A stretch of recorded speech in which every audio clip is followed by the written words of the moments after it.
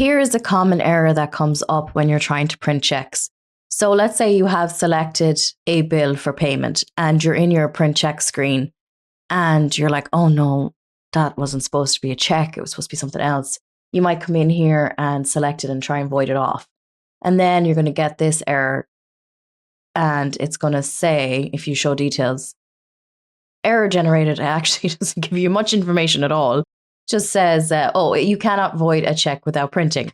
So it's actually, you haven't actually printed the check yet. What you actually want to do in that scenario is cancel the payment request to bring it back into your pay bill screen. So I'm going to show you how to do that. We're going to go to our drop down, and in accounts payable, we're going to go to our view payment requests.